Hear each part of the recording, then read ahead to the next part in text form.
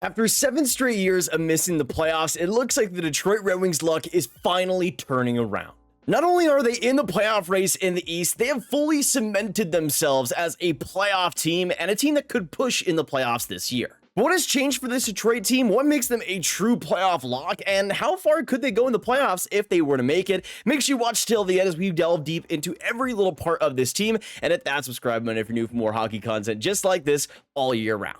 Now, there is so much to talk about with this Detroit Red Wings team, but first, let's talk about today's sponsor in Sleeper Fantasy. And as we announced in the last Sleeper video, Sleeper Fantasy is giving away a free Chicago Blackhawks Chris Chelios signed jersey in commemoration of the jersey retirement. If you want to enter, all you got to do is go in the description, click on the link, sign up to Sleeper Fantasy, and use promo code GRAV on your first deposit, and you'll be automatically entered. We're also going to be announcing the giveaway winner on March 8th, so this is not something you guys will want to miss out on. And of course, when you guys sign up, you're able to make NHL picks daily, just like me. And today we got a couple of sneaky ones here. I first got Alex Ovechkin more than 0.5 goals versus Ottawa. I think he's kind of due. He hasn't scored a goal in a couple of games, and he's been really hot as of late. So I think he's going to get one here. I also got Mike Riley higher than 1.5 shots on goal versus Dallas. He's gotten 2 shots or more in his last 5 games. So I'm riding high with this one. Put in $10 down, and we'll see what happens. But if you want to make NHL picks just like me, make sure you guys go in the description, click on the link, and sign up to Sleeper Fantasy, and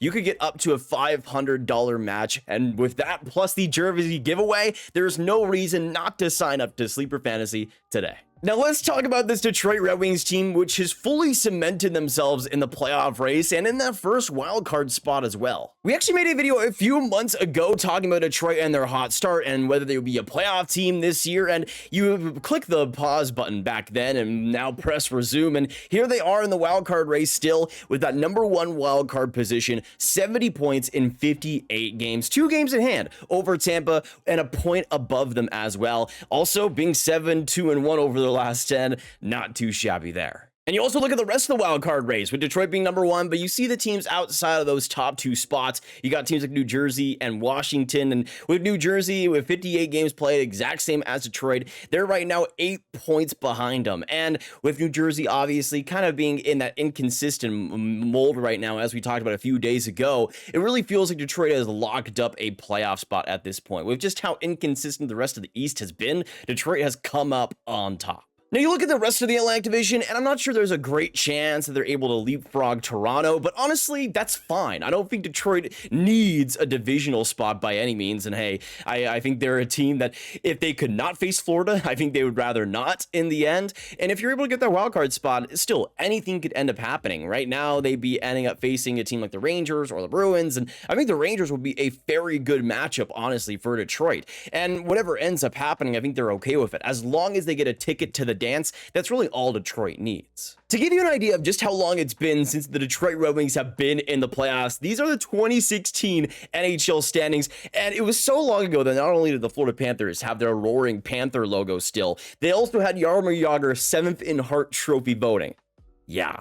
The NHL, simply put, is better when the Detroit Red Wings are not just in the playoff race, but actually in it, and we might get playoff hockey in Hockey Town for the first time since 2016. And there is a lot of reasons why this Detroit Red Wings team is likely going to be the first one to get over the top end. It's for a lot of reasons relating to Steve Yzerman. Who knew? First, I mean, you got to talk about the Alex DeBrincat trade when you're talking about why this Detroit team has been so rejuvenated really throughout this entire course of the season. He obviously had that incredible start for Detroit where he was lighting up the world. And even though he slowed down a little bit after that, still in 58 games, he has 52 points and has gotten 7 points over his last 5. DeBrincat has been an instrumental addition to this Red Wings team that has not only boosted the power play, but just boosted that entire offense in general. Really, besides Larkin, before this year, Raymond was the big major weapon. And I love Lucas Raymond, but you needed more than that. Steve Yzerman knew that and acquired Alex DeBrincat, and the rest is history. Let's also talk about that Dylan Larkin fellow as well, who has been one of the most valuable players in the entire league this year. And points-wise, he's not going to blow you away this year, but still, he always hovers around that point per game mark, continuing to do so this year. In 52 games, has 25 goals, 26 assists for 51 points. It seems like whenever Detroit needs a big play, a big moment, Dylan Larkin comes through in the clutch. You saw it in that huge overtime where he made a perfect play to pass it to Patrick Kane,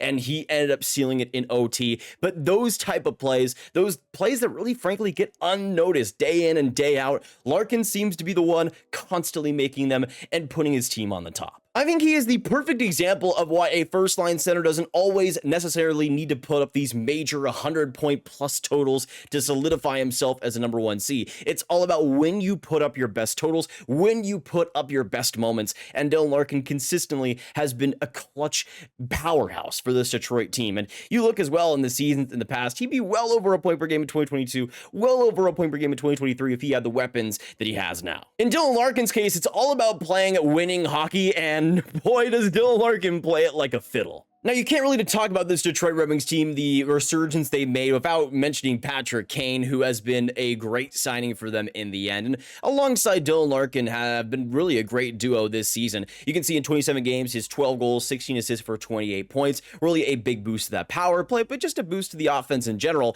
And I did not expect that. I thought after his surgery, I wouldn't say he was cooked, but I didn't know he was going to be this influential of a player for the Red Wings. But in the position he's been put in that pure offensive role, he's been as good as he's ever been. Now, in saying that too, his defensive game actually hasn't been that bad either. When you look at 5-on-5 Detroit forwards, he right now is 4th best in expected goals against per 60, and that matches the eye test. He's made some pretty good defensive plays. He made one great play that I saw in that Chicago game. This is a player that looks a lot better and probably healthy for the first time in a long time too. Honestly, though, the offense, if he was fully healthy, isn't the most surprising thing, but the fact that he's putting up good defensive results is honestly remarkable. I also couldn't talk about the Red Wings without shouting at my boy Lucas Raymond, who continues to be fantastic, and at age 21 continues to make even bigger strides too. He right now is on pace for by far a career high with 68 points, but as of right now, 48 points in 58 games. He has just been even more dynamic, even more of a play pusher for this Red Wings team, and it's been amazing to watch. Even though they've gone out and acquired wingers who have brought up the offense,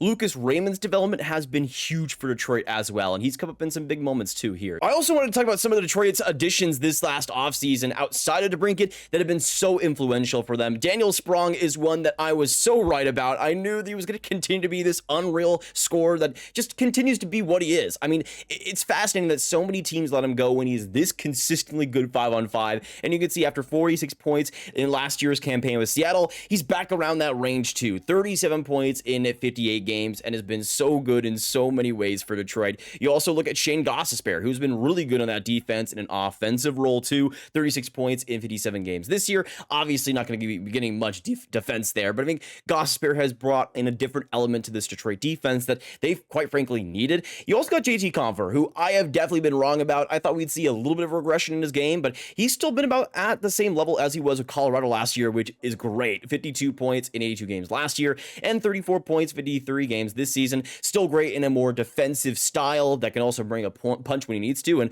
Compher has been a great addition for this Red Wings team and a bigger impact than I thought he'd even have. I also want to give Moritz Seider love because nobody else seems to give him love, but at age 22, this guy has been given the most difficult minutes in the entire NHL by a humongous margin. He plays against the best players and is given the most minutes every single night for this Red Wings team, and I think he's done about as good as he can be. You can see in 58 games this year, he has 31 points, and the thing is, his numbers aren't fantastic, but again, you got to consider the context when he plays, the position that he plays for Detroit, how important he is for this Red Wings team. The fact that his results are pretty much average is remarkable, considering just how much he's been relied upon with this Red Wings team. And to me, he's been a force for them, and if he was given better minutes, he'd be looked at as one of the best D in the league. He should be, but I think Seider has taken a next step that unfortunately is kind of overlooked because of just how much he plays, and unfortunately, that kind of dampers some of the defensive results he has. Also on the defense, how could I forget to mention Ben Chiarot, who somehow has actually been good this season,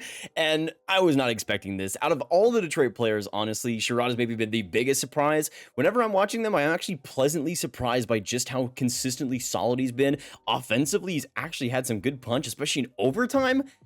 that would not have been on my bingo card, that's for sure. And then, of course, on the goaltending side, how could you not mention Alex Lyon, who was unreal with Florida last year at the end of the regular season, really bringing them into the playoff position. He was one of the main reasons why they even made it in the first place to end up going against Boston, destroying them as an underdog, and going all the way to the Stanley Cup final. Lyon was one of the main reasons why. And even though he wasn't the starter in the playoffs, he sure was the starter at the end of the year. And this year with Detroit, he's come in and has done a fantastic job. And in 27 games, he has a .916 save percentage, a +9 goals saved of expected, one of the better in the league as well. And Lyon just continues to be this really weird goalie that just decides to go hot at random moments. But for Detroit, they've really benefited from it. And the fact that they've gone through so many different goalies, Billy Husso as a big payday as a goalie, to find Alex Lyon at $900K to just come in and be your starter out of nowhere, it's an amazing story. Now, obviously for Detroit, some of this recent success has been a lot due to goaltending and also some increase in finishing, but sometimes that's all you need. Sometimes you just need a goaltender to actually get you back into the playoff race, and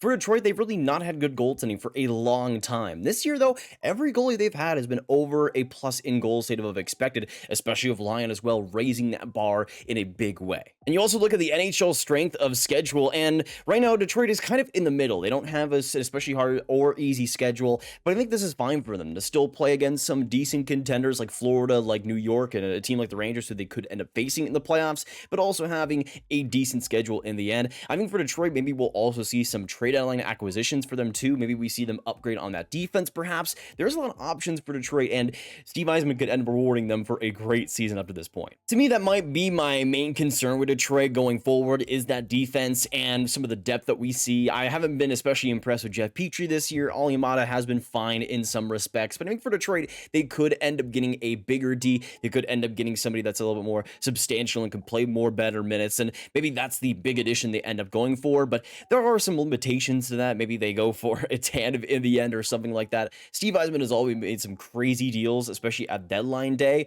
but I think Detroit could be in the mix for a big addition there. Now, back at the beginning of the season, I had them around 90 points or so, but I'm glad to see them go ahead of that and really be a big contender in the Eastern Conference. And really for Red Wings fans, you guys have deserved this for a while. So much turmoil and so much inconsistency after the Ken Holland era, and just how long it's taken for a lot of these guys to come up and be the producers they've needed to be. Now you have a Detroit team that has really taken massive steps, massive strides into being a more competitive and more consistent team, and you've seen the results of that this year. Even though there have been some additions that I disagree with, an Andrew Copp or a Ben Chiarot contracts, even Ben Chiarot is playing well this year. You have so many different aspects coming together this season, and the Steve Yzerman plan is really turning that page and is starting to see the results from all of that hard work. And we're already starting to see Little Caesars Arena as well really get rejuvenated over these past few weeks, but if the team ends up making the playoffs, it is going to be an absolutely wild atmosphere. So long since playoff hockey, and Detroit fans are going to be going absolutely nuts. Now, if the trajectory of the Bruins and the Rangers ends up staying consistent, and the Rangers continue to go on this hot streak, then it ends up being Detroit versus